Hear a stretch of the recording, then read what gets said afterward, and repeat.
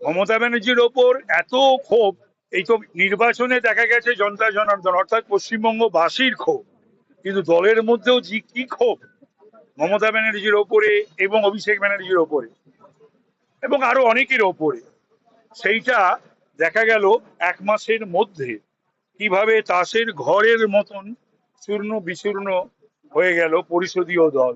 এরপর আরো বাকি আছে সংসদীয় দল, তারপরে মূল দল, সব ভেঙে চুরমার হয়ে যাবে, হয়ে যাওয়া উচিত। তৃণমূলের মতন দল না থাকাই ভালো। একটা প্রশ্ন ঘোরাফেরা করছে, জানতে চাইছে অনেকে, যেহেতু আপনি পরিষদীয় রীতি অনেকের তুলনায় অনেক বেশি অভিজ্ঞ, যারা এক্সপেলড হওয়া বিধায়ক রয়েছেন তারা কি বিরোধী দলনেতার পদ পাওয়ার ক্ষেত্রে তাদের কোনো কি বাধা থাকে না থাকে না? এক্সপেল তো হয়েছে পার্টি থেকে। পরিষদীয় দলে যদি বেশিরভাগ বিধায়ক চায়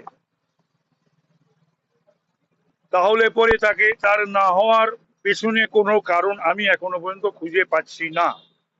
তার কারণ আগেরটা যেটা ছিল সেটা থেকে এটা ব্রেক অ্যাওয়ে গ্রুপ, সেটার সঙ্গে এটার কিন্তু সেই অর্থে মিল নেই। এটাতে তো মমতা ব্যানার্জি সই নেই, বক্সির সই নেই, অভিষেকের সই নেই। তো তাহলে পরে এসব যারা জানে না তাদের অন্তত আপনারা এটা বলুন, যারা পরিষদীয় রীতিনীতি জানে না তারা যেন একটু জেনে টেনে নেয়, একটু বুঝে টুঝে নেয়। আর Mamata Banerjee is being paid back by her own coins. Mamata Banerjee 15 বছর ধরে কি করেছিলেন মনে নেই? সব দলকে ভাঙবেন, বিরোধী পক্ষ থাকবে না, একটাই তৃণমূল থাকবে। আপনার দলে তো মিক্সড ফ্রাইড রাইস, কোন দল নেই? আপনার দলে নকশাল আছে, আপনার দলে কংগ্রেস আছে, কংগ্রেসটাকে ভেঙে চুরমুর করে দিয়েছেন। আপনার দলে সিপিএম আছে, সিপিআই আছে, আরএসপি আছে, ফরওয়ার্ড ব্লক আছে, মাওবাদী আছে। মায় বিজেপিটাকে কিরম ভেঙেছিলেন মনে নেই 21-এর পর? তো সুতরাং ভাবিয়া করিও কাজ, করিয়া ভাবিও না। মমতা ব্যানার্জি বোধহয় এটাই জানতেন না যে জন্মালে মৃত্যু হয়। আর ডেমোক্রেসিতে জিতলে পরে হার স্বীকার করতে হয়, হারতে হয়। আর সরকার গড়লে পরেও একদিন তৈরি থাকতে হয় যে আমায় যেতে হবে। উনি কি জাতীয় কংগ্রেস বা সিপিএম এর থেকে বড় দল নাকি? না সিদ্ধার্থ সংঘ রায়, জ্যোতি বোস, বুদ্ধদেব ভট্টাচার্য থেকে বড় নেত্রী? চাইলে স্পিকার ফ্লোর টেস্ট করিয়ে নিয়ে প্রমাণ করিয়ে দিতে পারেন যে এরাই বিরোধী দল। হ্যাঁ, ঠিক, এটাও এটা ভালো কথা বলেছে, এটা আমার বলা উচিত ছিল। ঠিকই বলেছে, প্রয়োজন পড়লে ওদেরকে দাঁড় করিয়ে গুনে নিয়ে ফ্লোর টেস্ট করেও করে দিতে পারে। তার কারণ বিকজ যা আছে রুলস রেগুলেশন সে তো আছেই। তাছাড়া এই ধরনের যখন কোনো কিছু ঘটে, কারণ তৃণমূল কংগ্রেস বলে একটা দল থাকবে এটা ভেবে বালা সাহেব আম্বেদকর সংবিধান লেখেনি। আমাদের যে বাংলার যে আইন কানুন বা এই যে রুলস এন্ড রেগুলেশন হয়েছিল পশ্চিমবঙ্গ বিধানসভার, সেটাও তখন ভাবেনি তারা যেন মমতা নামক একজন এরকম নেত্রী আসবে বা এই তৃণমূলের মতন একটা দল থাকবে।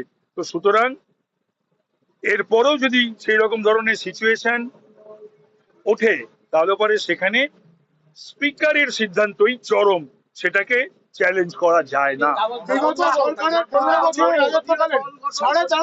আপনি সেই দলের সঙ্গে ছিলেন 13 বছর, আপনি সেই দলের সঙ্গে ছিলেন। আজকে কি এমন হলো যে দলটা পরিস্থিতি রাজনীতিতে ভেঙে চুরমার হয়ে গেল? বললাম তো সেটা তো মমতা ব্যানার্জির জন্য একমাত্র। আমি তো প্রথম বলবো যে একজন মমতা ব্যানার্জি আজকের দিনে উনি শুধু পশ্চিমবাংলার বোঝা নয়, উনি ওনার দলেরও এখন বোঝা। একটা সময় হয়তো উনি অ্যাসেট ছিলেন, কিন্তু মানুষ তো তখন বুঝতে পারি না। আমরা সকলেই বাংলার মানুষ জাত পাত ধর্ম বর্ণ নির্বিশেষে ওনাকে সমর্থন করেছিলেন সিপিএম এর হাত থেকে পরিত্রাণ পাওয়ার জন্য। আজকে উনি ওনার দলেরই একটি বোঝা, লাইবিলিটি।